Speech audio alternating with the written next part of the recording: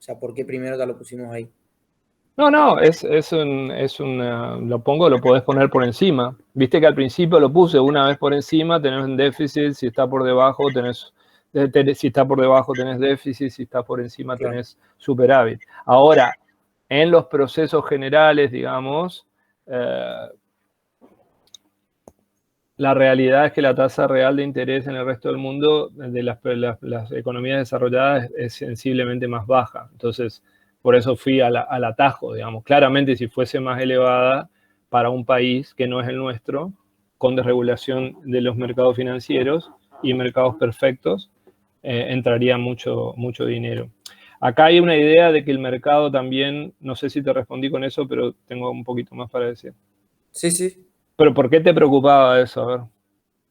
No, no, porque había escuchado que tenía que ver con que generalmente en los países exteriores tenían una tasa menor, pero no estaba seguro, entonces quería preguntar o no.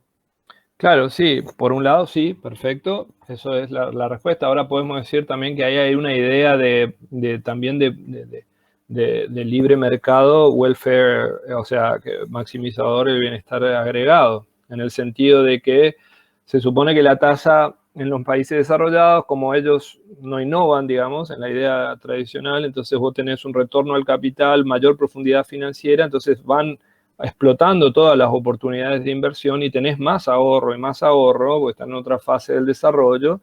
Entonces la tasa de retorno al capital en las economías centrales es como mucho más baja. ¿Sí? En la idea esta de que los mercados funcionan perfectamente y no hay fricciones y que la disponibilidad de financiamiento es independiente del desempeño, digamos, ¿no? No hay un problema de restricción al acceso a financiamiento. Entonces, ahí tenés la productividad marginal de capital mucho más baja. Entonces, lo que haces es permitir que los capitales financieros, los ahorros de las economías centrales puedan fluir y generar una expansión del stock de capital y por lo tanto de la productividad del trabajo y del salario en las economías menos desarrolladas. ¿Me explico bien con eso? ¿Todos entendieron? Como la bondad del mercado en este sentido. Entonces hay como una idea de que otra vez, ¿se acuerdan cuando hablamos de consumo? Que el comercio intertemporal en el consumo, una apertura financiera mejora el bienestar.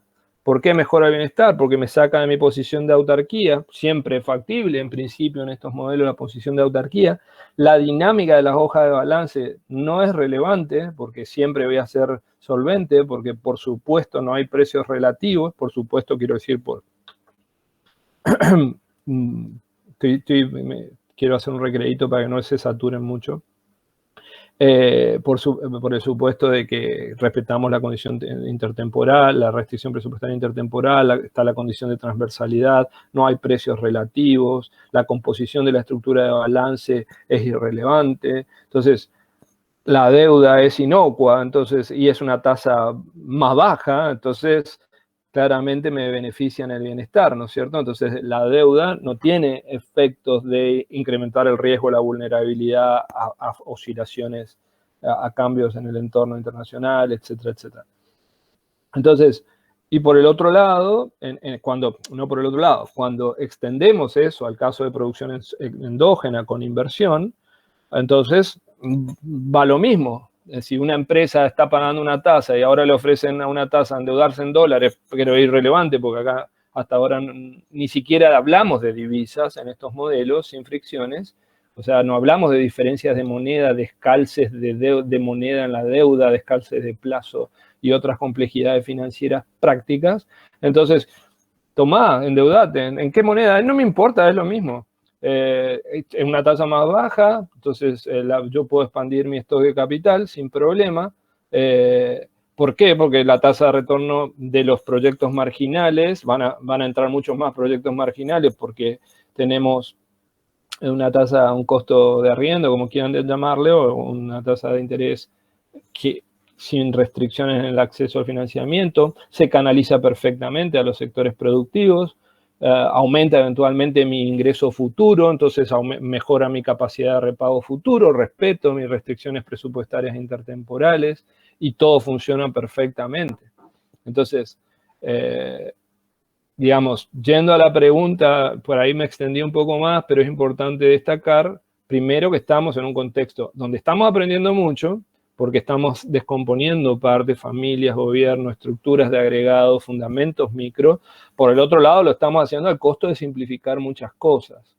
Entonces, estamos simplificando muchas cosas y eso tiene un sesgo editorial también, y quiero resaltarlo en ese sentido para que ustedes después, según su modelo mental, digamos, valoren la relevancia. Yo no adoctrino ni nada, porque a veces se toma así, digamos, pero claramente un economista formado hoy desconfía de algunas cosas. Lo que pasa es que tarda mucho en llegarse a un modelo con complejidades, porque, como ustedes ven, son modelos que cuestan digerirlos y procesarlos. Entonces, imagínense si empiezo a poner mercado incompleto, tipo de cambio real, sudden stops, destrucción de las hojas en el canal de las hojas de balance, etcétera, etcétera.